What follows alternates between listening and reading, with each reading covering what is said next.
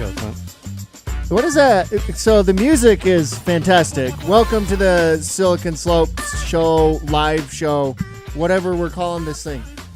Is it saying Apple? Apple. What is that saying? By the way, Garrett's here. For some reason, he's not talking. I'm waiting for you to figure out what the music is. But Garrett is here. We're here. Welcome to the live version of the Silicon Slope Show. It's going to be live every day, Monday through Thursday. Today's show is brought to you by LifeBrand. LifeBrand empowers all social media users to create a meaningful personal brand and reach their full potential through AI-powered cleaning technologies and nationally accredited social media courses. We love LifeBrand, great company. They were the sponsor of Tech Summit, the main sponsor for that. So thank you to LifeBrand for sponsoring today's show. We love LifeBrand. Go to lifebrand.life. That is lifebrand.life. Does that sound like a radio guy? That is lifebrand.life.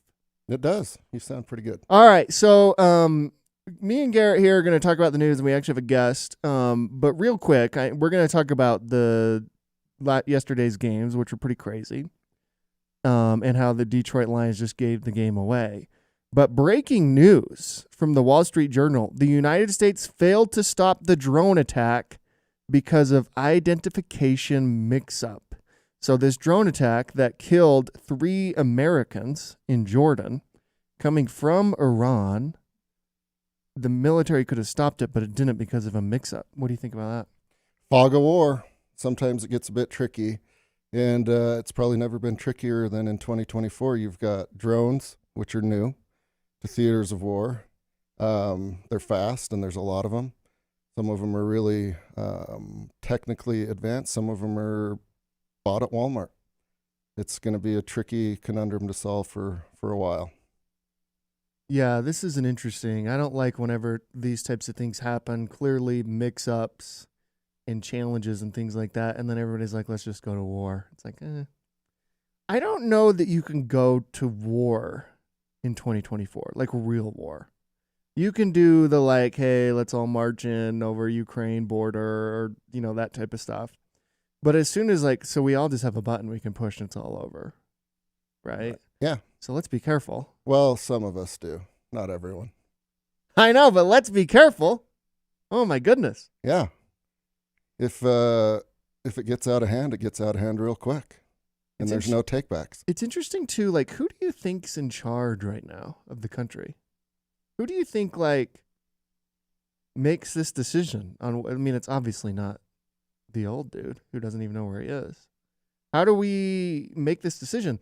The defense guy, our Secretary of Defense, he was in the hospital for a week and nobody knew it. That's our Secretary of Defense. A little bit of why is everybody so old? Problems with the command structure. Luckily, there's a lot of layers of bureaucrats, and inevitably, with a group of people, there's going to be some really sharp ones that are squared away, and that's who you are glad that are in there. Their names are never mentioned, but through back channels or official proceedings, at least they've got their pulse on it. And luckily, I think they have their counterparts spread across the world, where we avoid the big bad stuff. That's my guess. I don't like whenever there's this hey, we could have stopped this, but we didn't stories, because then it's are you trying to get us into war? It feels a little fishy. Yeah, and outside of a really good investigative book, 2 or 3 years down the road, it's tough to believe what people say at face value during these events, because it's just easy to point fingers and cast blame and then see if you can wiggle out of it. But a lot of touch points throughout the world that are a little bit hot right now. A little bit hot. Things are hot. Things are way hot.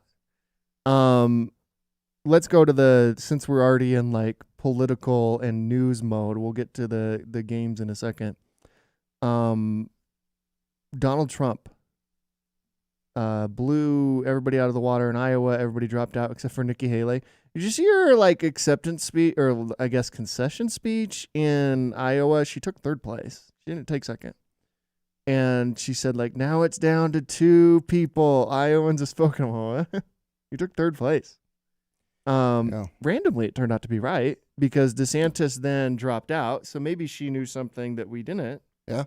And now she lost New Hampshire by double digits. Like, it wasn't even close. And she's losing in her home state by like 800 points. Like, I don't even know how that's possible, but she's losing by a lot. Doesn't look good. Everybody who's a sitting politician there, an active politician there, has endorsed Trump. How is this thing? She's not even contesting Nevada. He wins Nevada. We can call Nevada right now. Breaking news. Boom. Donald Trump won. How does this work? What is she doing? Maybe she's lining herself up for a cabinet position or possibly VP, or she's just sharpening her swords for 2028. She seems like the exact opposite of what that party wants.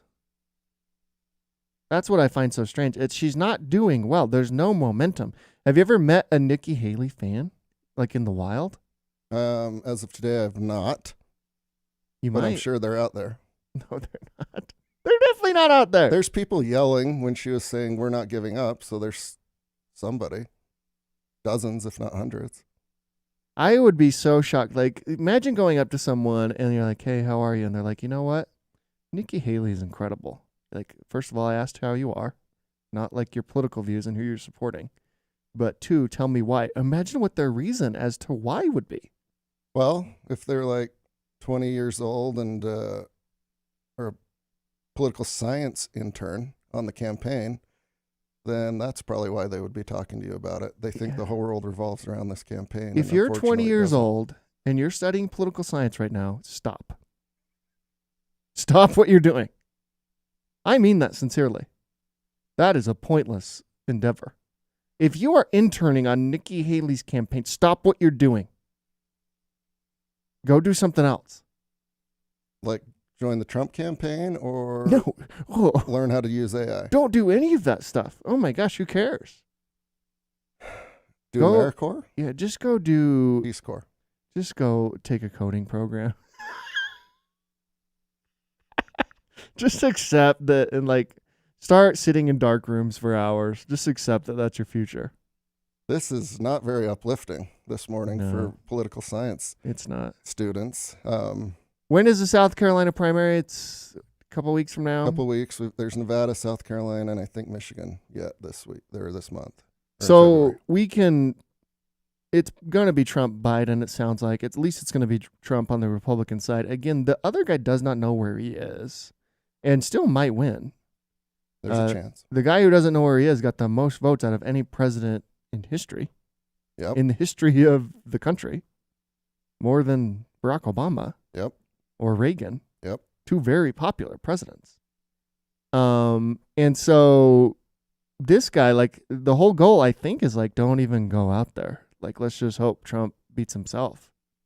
Yeah, that's the way it used to be done. I don't know when it switched, but, you know, in the McKinley, Roosevelt, Taft era, the presidents, Woodrow Wilson, they didn't campaign.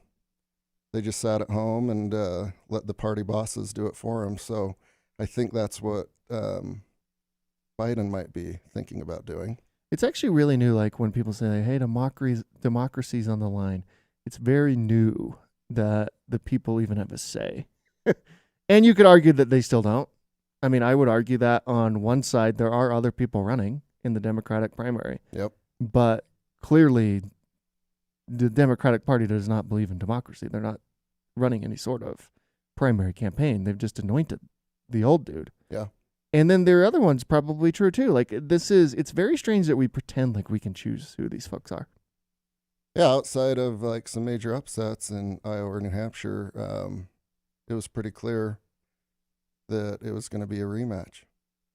And this is probably a bit somewhere, you know, as you know, I don't do social media, so if it is, I'm not ripping it off. But imagine if you got your head hit in 2015 and you just woke up a couple of weeks ago, you would assume it's just 2015, 2016, because the same 2 dudes are going to go at it. Yeah, this doesn't make a lot of sense. I've never seen a politician in my lifetime have as much staying power as Donald Trump. this is pretty fascinating, actually. The fact that he has this type of staying power. He's almost like a, I mean, there have been other presidential candidates who have been their party's nominee 3 times in a row.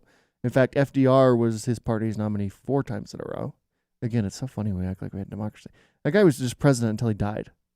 Yeah. And so he'll be 3 times. That is interesting. He's kind of more like a Teddy Roosevelt in a lot of respects, because Teddy Roosevelt lost.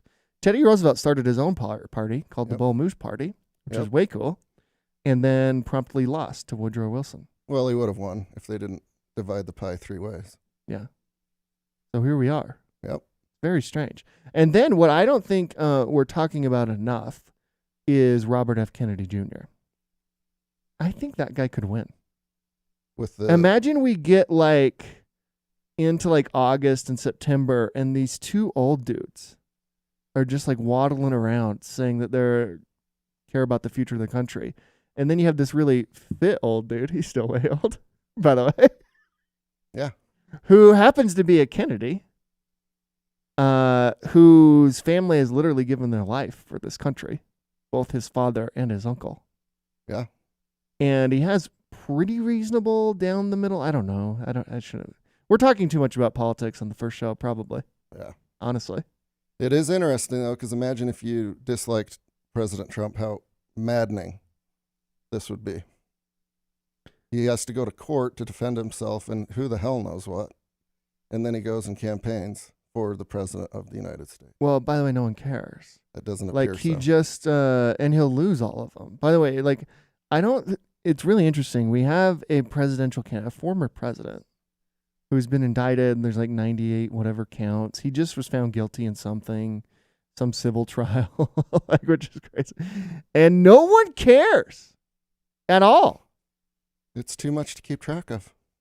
No one in fact, it makes him go stronger every time they like indict him again. Do it. Put him in prison. Send it. If the idea is like, hey, we're going to put him in prison, he will win in a landslide from prison. Just kind of crazy. And that takes us back to your previous question, like, can you run the country whilst confused about life or in prison? And the answer is probably yes. Yeah. Another thing that we pretend is true that isn't is that the president runs the country. That's probably never been true, but it's never been less true than now. And then, all right, so we had games last night. Did you watch them? Yes. Games yesterday. One was during the day. One was last night. Yeah. We had Chiefs in the Taylor Swift fiasco, right, versus the Ravens. Chiefs are incredible. You can't sack Patrick Mahomes. They're unstoppable. They've got the greatest coach ever, in my opinion, in Andy Reid. Everybody says it's Belichick. It's Andy Reid. Ooh. And you know, they kind of easily beat a team that they were supposed to lose to. And then on the other side, the Detroit Lions just gave away a game. They're like, we don't care about strategy at all. That was painful, because not since the 2016 Chicago Cubs have been rooting for a team like the Detroit Lions. And the fact that they're not in the Super Bowl and that second half just went completely south, it was a bummer. My daughters were watching it with me, and they're like, why did you get quiet so all of a sudden? I'm like, the Lions. In my lifetime, in most people's lifetimes, they've barely won anything. Yeah, I don't ever remember the Lions being good at anything. No, they had Barry Sanders, and the city's on an upswing, and the city's amazing, rich in American tradition, and man, it would have been good to have them in. Yeah, that was very painful, and a lot of crazy things had to happen in order for the Niners to come back there. I mean, there was literally like a ball hit somebody's helmet, bounced off, and came in. Yep. A fumble at the 1 yard line. There were some crazy, crazy things that had to happen in order for the Niners to win. Who do you like? Niners, Chiefs? Who are you thinking? I'm going to take the Niners. I think the line is between 2.5 and 1.5. I think they've got too many weapons. And I do like this story of, the last draft pick, Mr. Brock Purdy. um, going against the odds and showing people what's possible. Yeah, they're favored, slightly favored, to win it all. I don't think you can beat the Chiefs. All right. I think we got Patrick Mahomes, who's the new Tom Brady, who we're just going to see in the Super Bowl year after year after year, and it never ends. We should do a bet then. How about in 2 weeks from now, the bet will be the other has to get the winner like a hot sipping beverage and serve it to him before the show. What do you mean? Just like pour a beverage and hand it to them? Yeah. You don't have to do any of the work. The loser has to do all the work. And That's such an easy bet. okay, I'll take the Niners.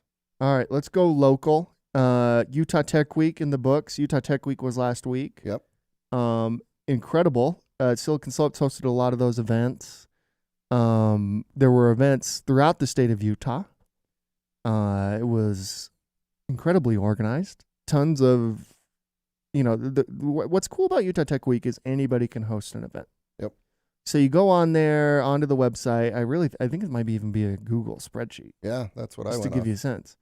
And you're like, all right, I want to do this. Here's where it is. Here's the link to register, and you're good to go.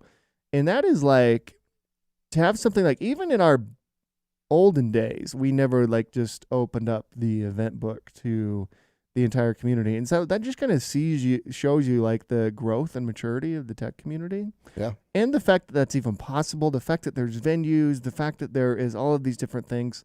Like trying to do like, hey, community powered event entirely in 2013 would have been really hard. And now there's more events than you can imagine. There's more events you can possibly attend. Oh, yeah. I think there are some people that went heavy, but there was 100+ events, great pitch competition. When I met you for the first time, we were doing something a little bit similar in a creepy basement in a church called Church and State, and then a train station, right? And a few various things that look similar back in the day. Yeah, you could argue Start SLC was pretty similar. But yeah, the growth and maturity of the ecosystem is really your story here, I think. Yeah. And the fact that the community can be like, yeah, we'll spin up events and they'll be huge events. Yeah. And we'll program them ourselves. We'll find venues for them. We'll find everything. We'll do everything. Like that is a unique thing that could only happen now. Yeah. In the state of Utah. Right? Yeah. Tech weeks are very common. They're all over the place, and this is their format. Silicon Slopes actually random enough before I ran it. When Josh had it inside a Domo, actually held the first Utah Tech Week.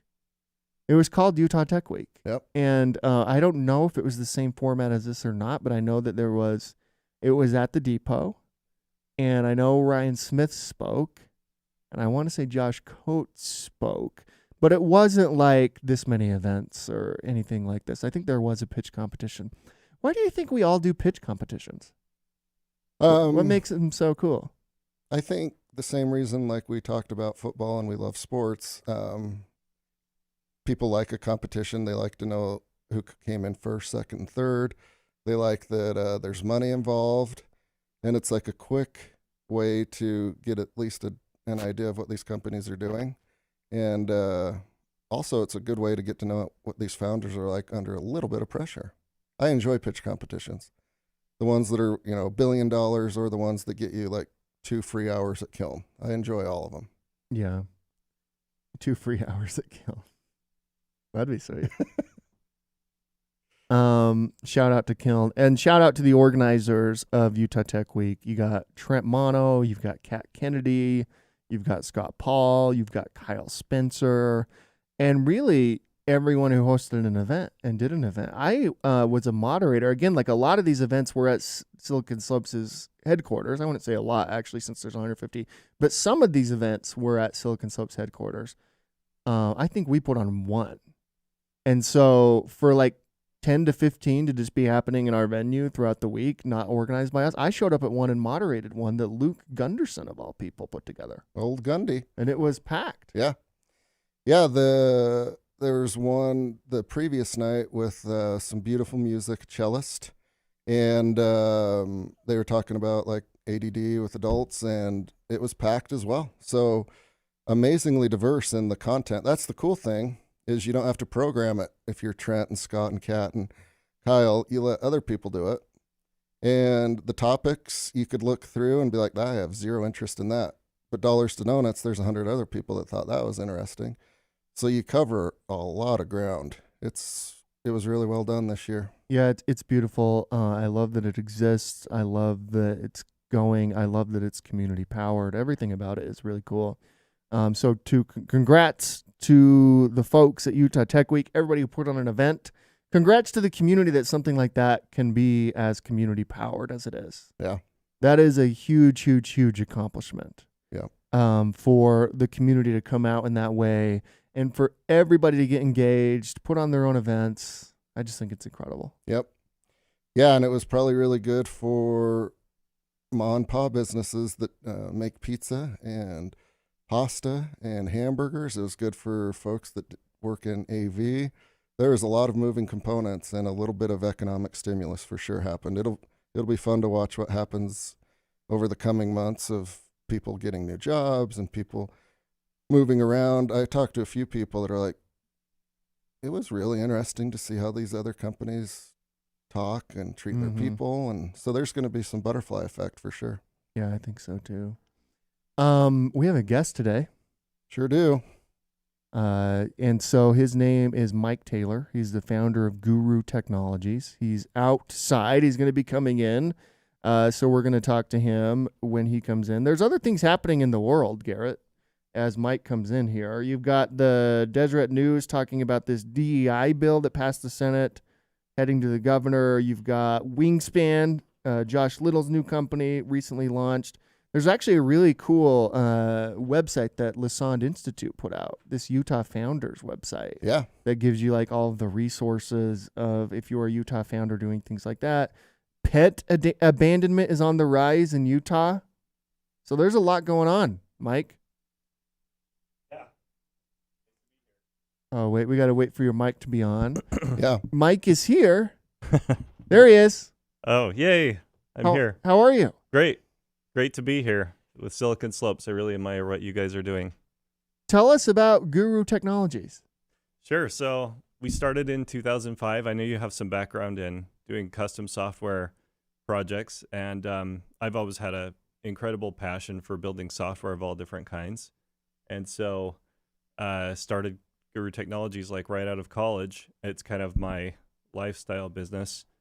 And we build, with the launch of the first iPhone and the first Android phone, we got really heavy into doing mobile and web development, and still do it today. And we've got a team of 50 people up in Layton, Utah. So is the idea like you're building people's initial product MVP and getting it to a point where they can transition to an in-house team? Are you always their tech team, some version of their tech team?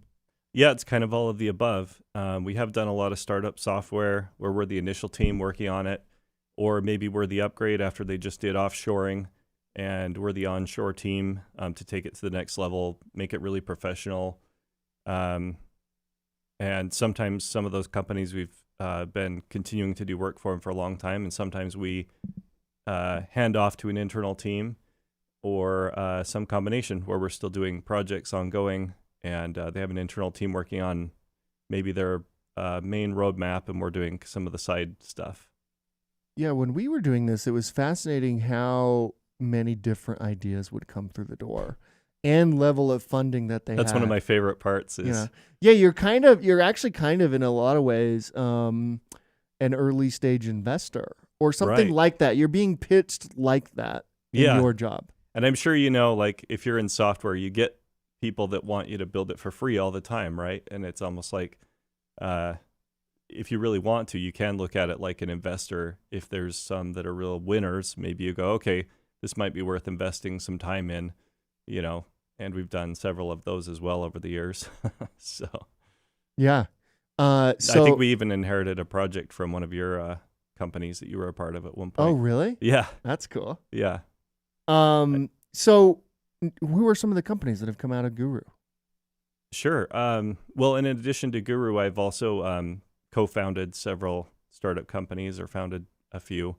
Like one of I guess the first tech startup that I did was called Tukios. I was the co-founder there. That eventually got bought by a private equity company, and my co-founder is still running the company. He was the sales co-founder. I was the tech co-founder. So I think there are like 80 people in Ogden. I'm kind of up north a little bit from where you guys are. Ogden's so great. We're doing the Weber and Davis County, building that tech scene up there. So, another one that I did is called Municipal Code Online, and that was a startup that we did to help cities manage municipal code. It sounds really boring, but there's a big need there. And that was bought by a strategic buyer out of Florida called Municode. And actually, they're still the number one software. Like if you look at city code, the software that's used for that, it's number one in Utah. So that was my second kind of major one. And then the third one that I'm kind of still running is CrewTracks. It's a construction management software. And we just got to 2 million in ARR with that company. So that one's pretty fun. But mostly, so I kind of love being sort of in the startup world and also building software for other people. That's my passion, is building software of all kinds, And did you say sometimes you will do investments in the companies that you're building? Yeah, correct. Like there's a recent one, I don't know if you guys have heard, here in Utah, is Red Wolf Technology. They're in the 3D printing space. They're doing like 3D print phone cases. In fact, I've got one on my phone here. So that's cool. Yeah, but what their goal is to do, they're trying to get it onto into the retail space. So think of like the mall retailer that's doing selling phone cases. The pitch is, okay, there's the mainstream flagship phones like Samsung and Apple, and those are easy to stock cases for, but anything outside of that, they might not have it in stock and inventory. So if you can hurry and 3D print something on the spot, that's what they want to do. So we've invested in that company with, basically building software for equity. So that's an example of one that we've done recently. Yeah, that's cool. Cool. Garrett, get involved in this conversation. My gosh. If somebody's interested in having you guys and your services, what is the process like? When you hop on a call or you're meeting them at an event for the first time, do they immediately go to budget? Do they have an idea with a napkin, or do they have a little PowerPoint? I imagine it's a varying scale of all of this, but I assume your guys' goal is to come up with a yes or no, this is a good fit as soon as possible. And how do you guys moderate that? Yeah, I kind of put on two hats when it comes to that. Some people know more what they want out of the gate, and they already have a budget and they're ready to go. They even have maybe their UI UX designs done, and that's always fantastic, right? Because you could get started right away on building something. And others are very early, like it's still on the napkin and they're trying to come up with ideas. So in the one side, my business hat is like, okay, here's what we do to actually execute and build a project. The other hat I put on, if they want me to, is kind of to do an analysis just based on, over the years we've built hundreds of apps, and so I've seen what's successful and what's not. And sometimes people come to us with ideas, and I'm like, this isn't a good idea. You're not going to succeed with this for the following reasons, because you're just not aware of what's out there and what's in the field. And I almost anti-sell them for building their project.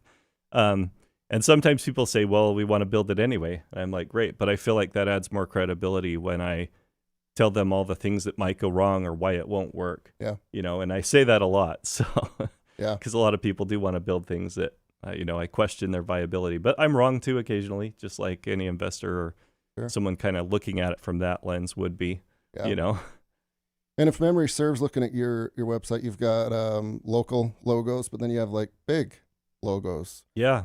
What's the difference between working with a client like that versus kind of an upstart? Yeah, the bigger companies have a very narrow set of criteria. They usually know what they want.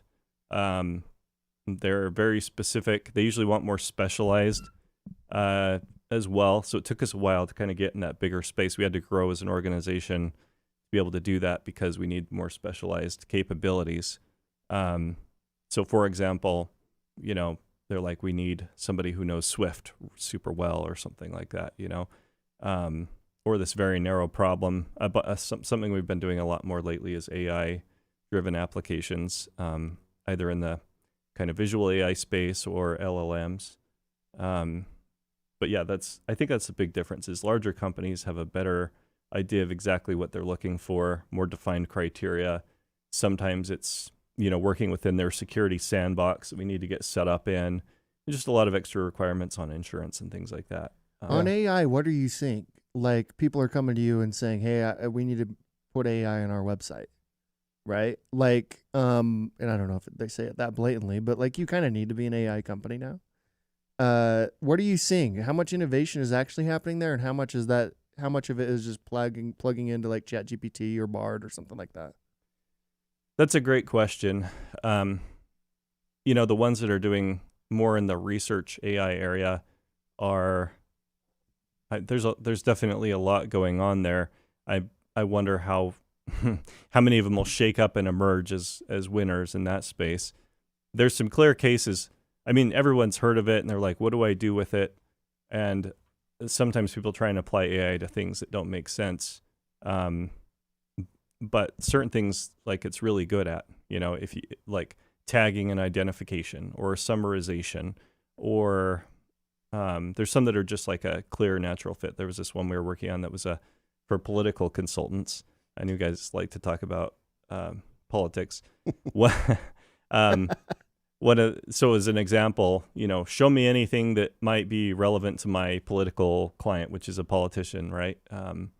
Summarize for me any news that's coming out, any legislation in different jurisdictions that might be interesting to them, right? That's a good case for maybe an LLM to do a lot of analysis, an AI LLM to just read lots of text and pull it out and summarize it, right?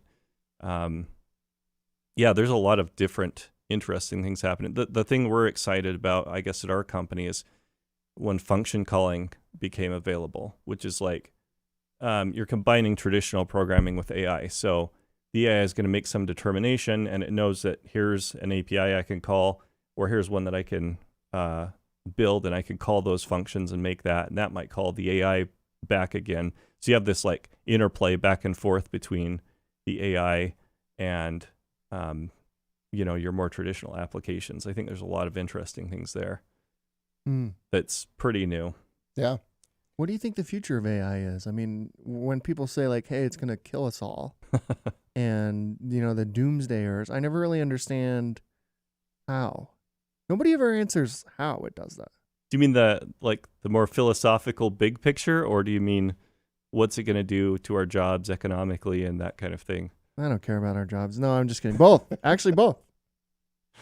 I mean, I don't know that I have the answers on the big picture, but it's fun I do think that it's got tremendous promise and tremendous risk, like not even considering some of the people that talk about existential risk of AI, but just the amount of disruption that I believe is coming is really, really large. Like you've probably heard this, but on the order of magnitude, I think of, things like the invention of the internet and so forth, or even more.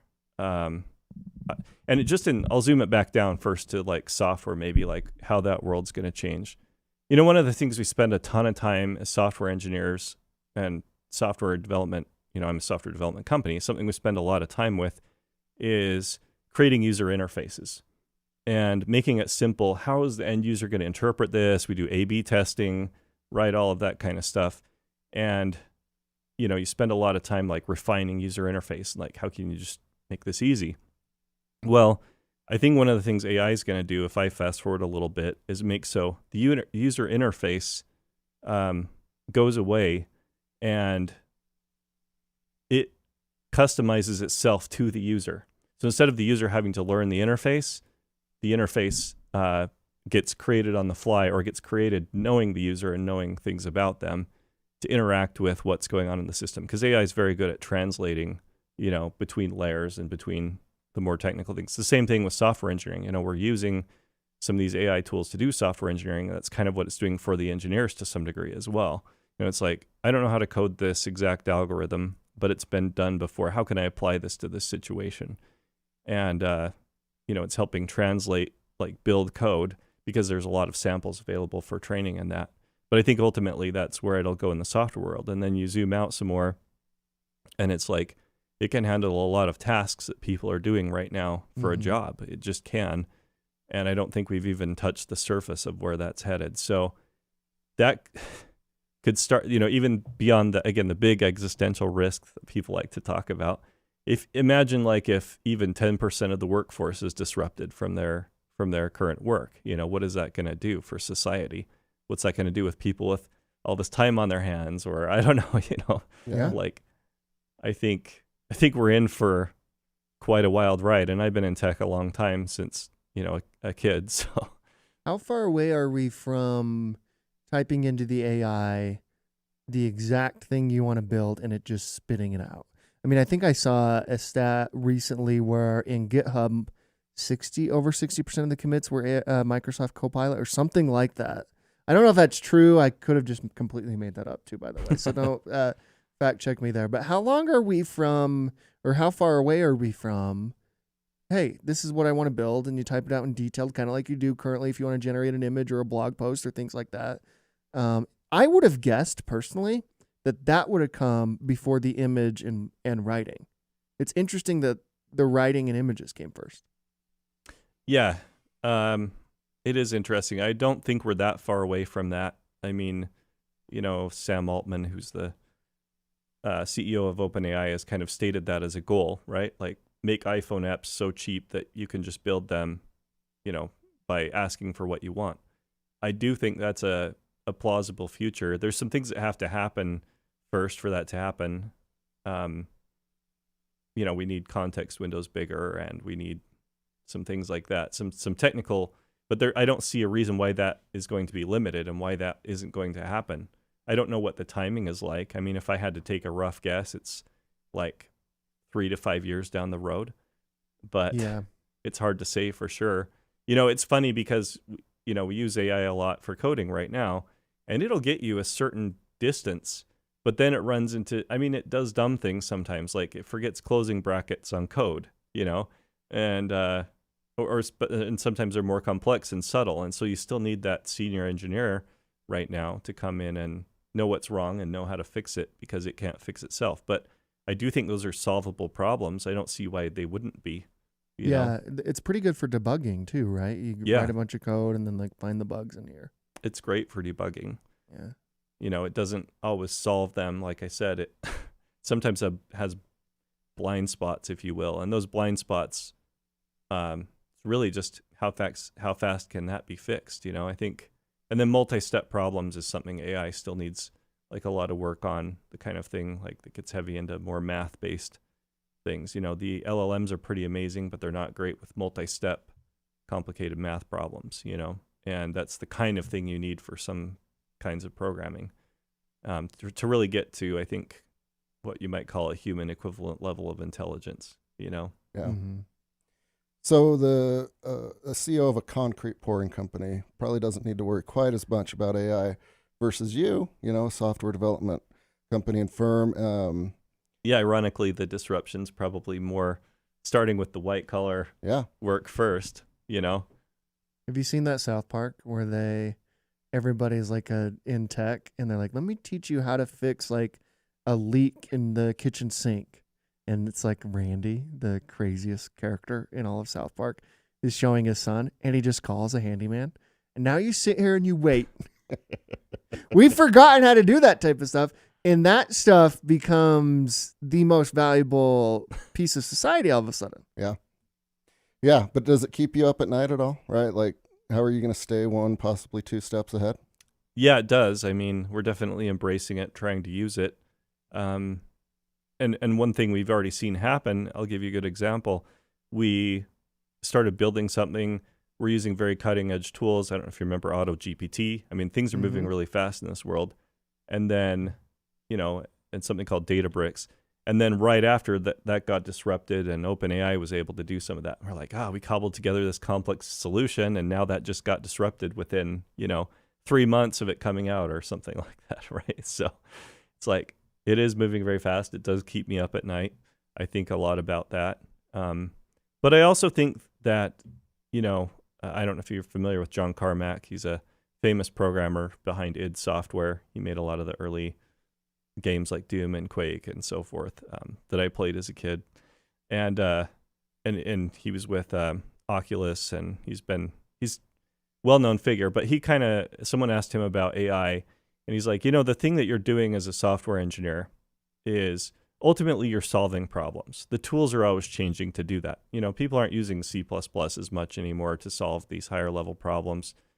And I kind of look at AI, low-code tools in the same way. Yes, it's going to disrupt and change some of programming, but that skill set of first being able to find the problems, analyze the problems, synthesize them, think of a solution, you really have to have an engineering systems mindset to be able to do that. And I don't think that'll change even with AI. You'll still have to be very specific and know how to do it.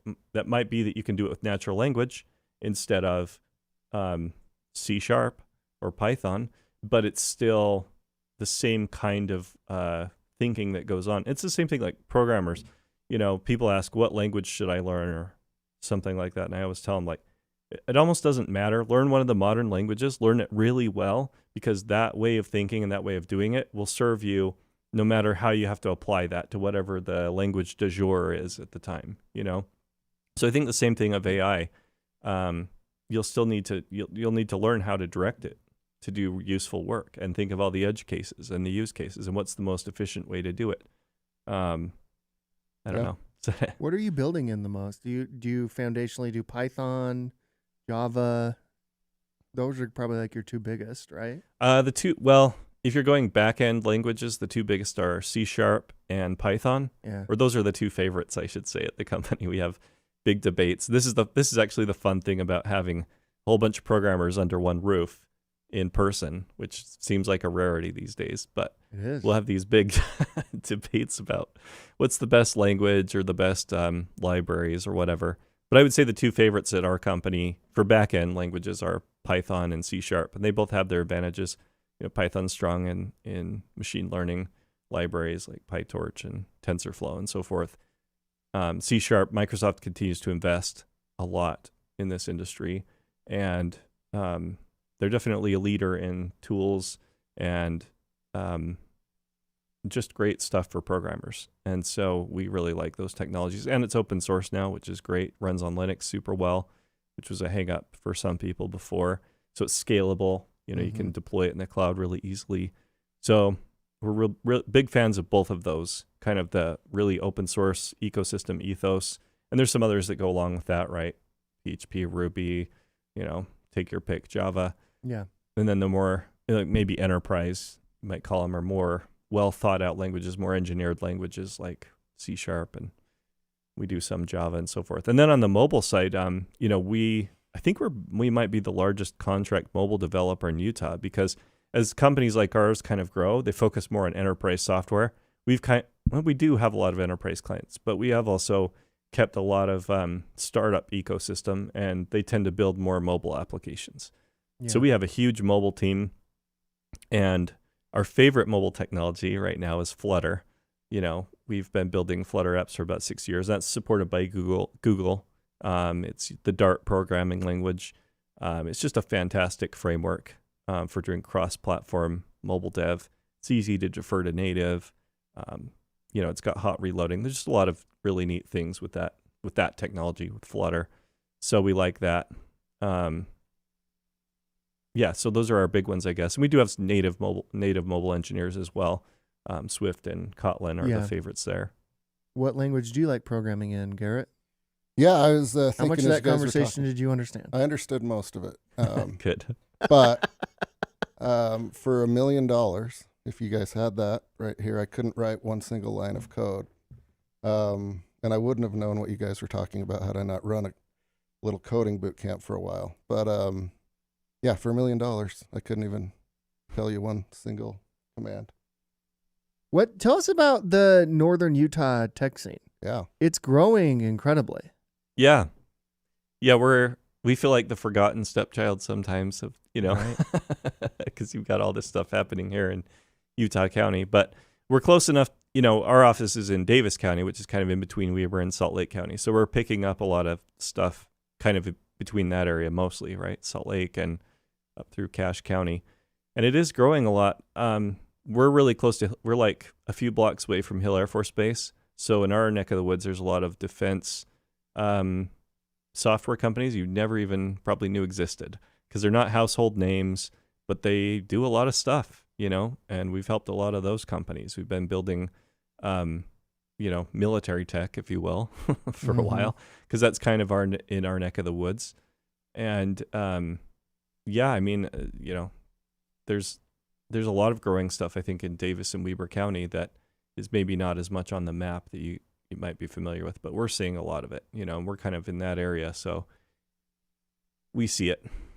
For an entrepreneur or a startup who's just starting out and they're thinking, hey, I need a whole tech team before I can get going, can you explain the advantages of first testing your idea with a software dev firm like yours versus I'm going to go find my CTO right now, which is impossible, right? Like, because that's not going to be your CTO 2 years from now, right? As the product grows and develops. What are the advantages and disadvantages with working with a software firm? Yeah, so I would say the biggest advantages are obviously that you can get a lot of different experts on our team to kind of help out in a fractional resource sort of way. It's like, okay, you don't have a CTO. Let us be your early, advisory consulting on that side. We'll pull in just the things that you need at the time that you need them, right? So maybe you need 40 to 100 hours of UI UX design work and you need to vet that, right? And as early as you can, obviously, like for a startup, you want to test those things, right? Like start sharing that with your potential customer base, make refinements. And the earlier you do that in the software building and engineering process, the better, because once you actually have software built, first of all, it's more expensive to actually build it than show concepts. And second, it's harder to change once it's built, especially if it's in production, you have real customers using it. You guys probably know, like, it just costs a lot more at that stage because you've got a production environment to manage, and any changes you make, you can't just push to production. You've got to have a strategy for notifying customers. Hey, there's going to be a change. You got to make sure there's not downtime when that's going on. So it just takes more infrastructure.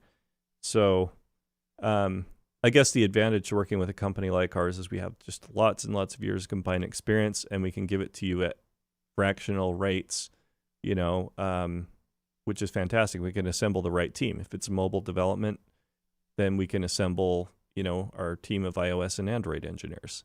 If it's web, we can do that, or we can use something cross-platform that covers all three, depending on what the application is. I always say right tool for the right job. When it comes to technology. So those are the advantages, I guess, is you can get a lot done with relatively little money. The disadvantages might be, it's obviously better if you can get your own CTO, especially a coding CTO if you're early on.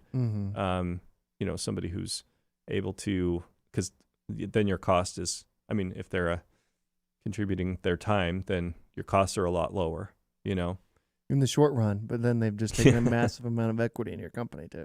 Right. Yeah. Correct.